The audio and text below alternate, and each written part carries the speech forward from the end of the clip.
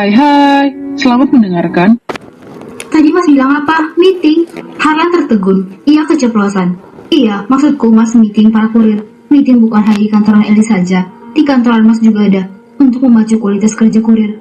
Ucap Harlan berdusta. Oh, ya sudah. Aku tunggu di rumah ya Mas. Telepon terputus.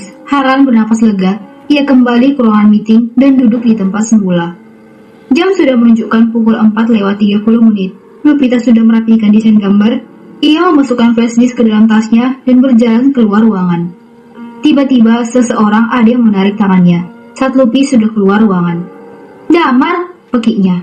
Ayo kita pulang bersama. Menarik tangan Lupita sambil berjalan.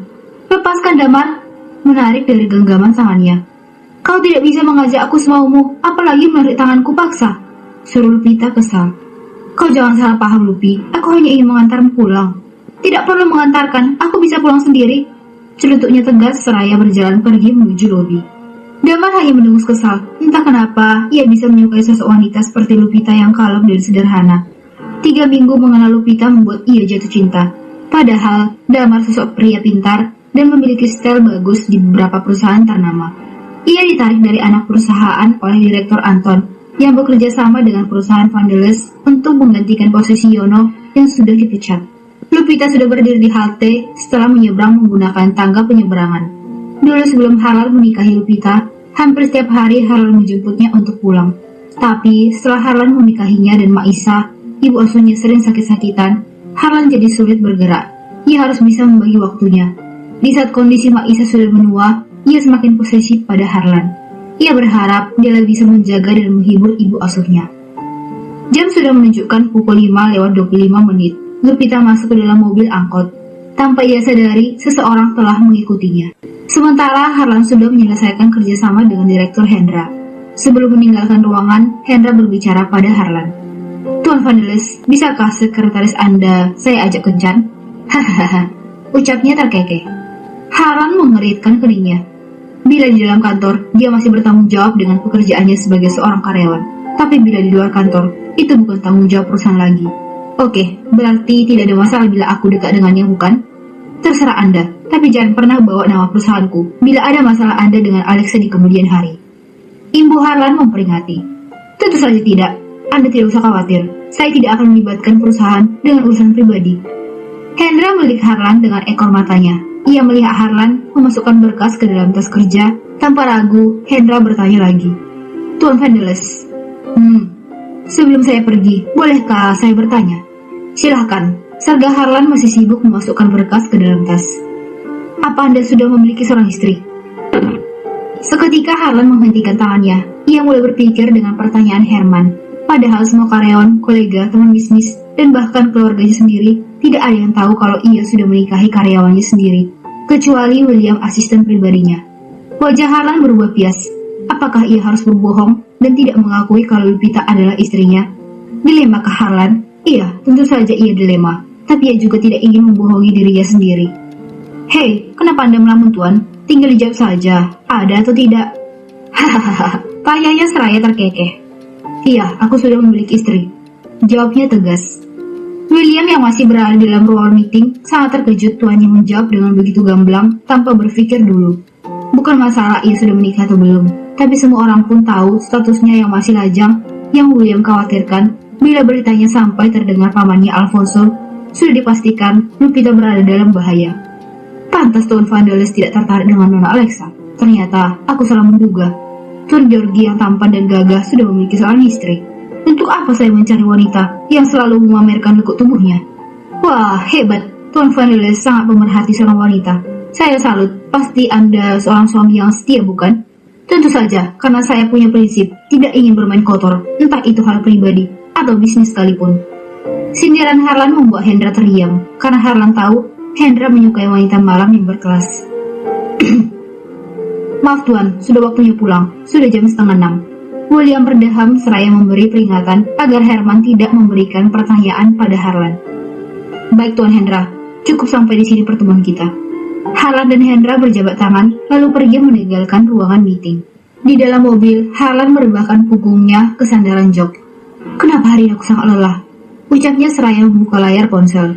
Tuan, kita langsung pulang kan? Iya, antar aku pulang dulu. Malam aku akan pulang ke rumah istriku. Kapan Tuan akan memberitahu pada ibu asuh mengenai pernikahan dadakan Tuan? Harlan terdiam. Ia memindai pandangannya keluar jendela. Tadi Tuan sudah terlalu jujur pada Tuan Hendra tentang pernikahan Tuan. Bagaimana bila sampai terdengar Paman Alfonso? Terdengar helaan nafas dalam dan dihembuskan kasar. Sepertinya Harlan sedang berpikir dan melimang-limang ucapan William. Bukan aku tidak ingin berkata jujur pada ibu asuh. Ia sedang sakit dan sakitnya sangat memprihatinkan. Aku tidak ingin Mak kaget dan jantungan. Biarlah seperti ini dulu. Aku pun belum menjamah Lupita. Bila hubungan itu sudah terjadi, aku pasti akan berterus terang pada Mak. What? William tiba-tiba merem mendadak. Will, bentak Harlan kaget. Maaf Tuan, saya hanya terkejut. Untung tidak ada mobil di belakang. Jika ada, pasti terjadi kecelakaan. Tuan sudah menikah hampir 3 minggu. Belum sama sekali berhubungan layaknya suami istri. Pertanyaan William tentu saja mempengaruhi perasaan Harlan. Entahlah apa aku naif atau bodoh, tapi aku tidak bisa memaksa Lupita untuk melakukan kewajibannya. Harlan mulai memijit pangkal hidungnya. Apa Tuan mencintai Nona? Menjalankan mobilnya dengan kecepatan sedang, penuh hati-hati. Entahlah, aku sendiri belum yakin dengan perasaanku. Tapi aku menyayangi dan ingin melindunginya. Semoga kedepannya ada kejelasan pada hubungan Tuan. Will, tolong kau jaga rahasia ini dulu dari Paman Alfonso. Kalau ibu asuh masih bisa bicara baik-baik, seandainya ia tahu kalau aku sudah memiliki istri. Tapi Paman sangat keras dan sulit untuk dimengerti. Pasti Tuan, saya akan menjaga Nona sebagaimana saya menjaga Tuan. Terima kasih Will, hanya kau yang bisa aku percayai. Mobil sudah berhenti di depan gerbang. Sapa membuka pintu seraya menyapa William. Mobil sudah masuk ke dalam garasi. Harlan, kau sudah pulang? Sapa Mak Isa tersenyum sumringah. Bagaimana keadaan Mak? Sudah minum obatnya? Tanya Harlan seraya duduk di samping Mak Isa. Sudah, sekarang sudah baikan. Jantung Mak tidak sakit lagi. Syukurlah Mak, aku senang mendengarnya. Kak, aku buatkan kopi hitam. Menaruh kopi di depan Harlan dan duduk di sampingnya. Terima kasih Del. Harlan, besok hari Minggu kau ajak Dela jalan-jalan. Kasihan Dela di kampung tidak ada mall seperti di Jakarta. Jangan besok Mak, aku tidak bisa. Kenapa akhir-akhir ini kau sering pergi tanpa sepengetahuan Mak? Wanita parubaya yang mulai keriput itu menatap curiga pada Harlan. Mak, meraih tangan Mak Isa yang sudah tak kuat seperti dulu. Perusahaanku sedang berkembang, banyak pekerjaan yang harus aku urus. Mengertilah, sekarang ada Dela untuk menemani Mak. Jadi Mak tidak kesepian. Kamu memang banyak alasan, Lan. Mak Isa mendengus kesal. Kakak pasti lapar, aku siapkan makan ya. Ibu Dela mulai mencari perhatian. Tidak Del, aku sudah makan di luar tadi dengan William. Percuma juga kan masak Del, kalau Harlan tidak mau makan. Celoteh Mak Isa merengut. Mak, jangan bicara begitu dong. Baiklah, aku makan, tapi aku mandi dulu. Harlan mengusap lembut punggung Mak Isa untuk memberikan ketenangan, kemudian ia beranjak dari duduknya, melangkah naik ke lantai atas. Saat melangkah, terdengar bunyi notif dari ponselnya. Ia membuka pesan. Mas, jadi pulang kan? Aku sudah mengganti spray baru. Harlan tersenyum tipis dan ia membalas. Aku pasti pulang, besok akan mengantarmu belanja. Sen. Terima kasih mas, aku tunggu.